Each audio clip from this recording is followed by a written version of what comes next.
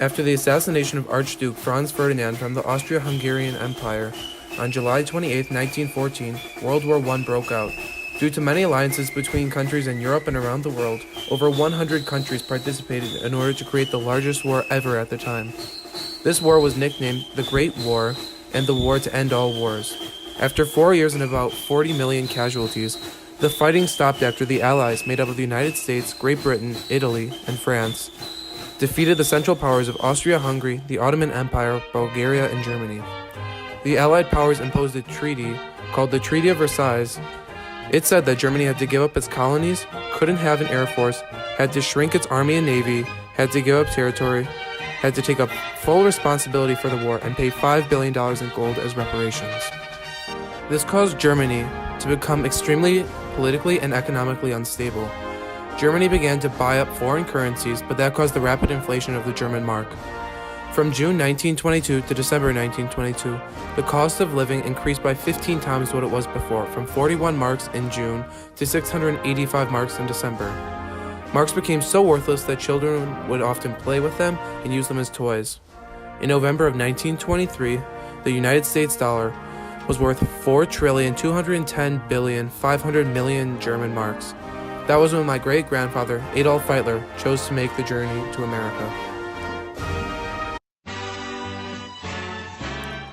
Adolf left on August 7, 1923 on the SS Reliance from Hamburg, Germany. The voyage had terrible conditions with very little space and almost no ventilation for its passengers.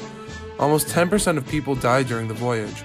Adolf finally arrived in Ellis Island on August 17, but the first thing that he saw in America was the Statue of Liberty, a symbol for his new life. Upon his arrival, he was inspected for about 4 hours, including a 6-second physical given by doctors, and was cross-examined based on the questions he answered in the ship's passenger manifest. After that, Adolf Hitler was a legal citizen. In the 1920s, about 400,000 German immigrants came.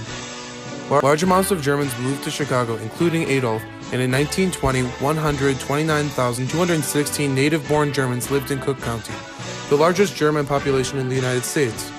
German immigration made up about 14.3% of immigration at the time.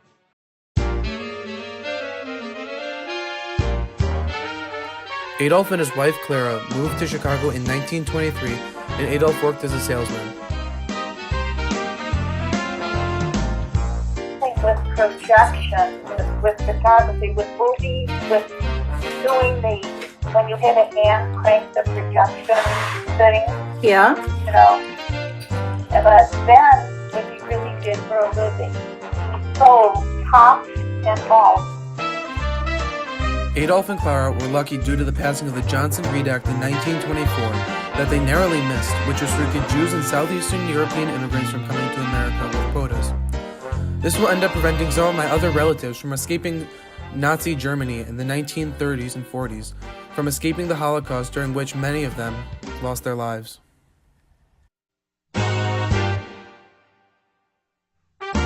At Ellis Island, many of the agents would Americanize last names. For example, the name Feitler was originally Feit, which is German for cloth maker.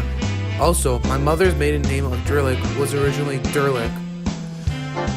In addition, my father's last name of Frederick and my last name is also a German name that would be changed when my other great-grandfather came. His name was Friedrich, which was eventually changed to be Frederick.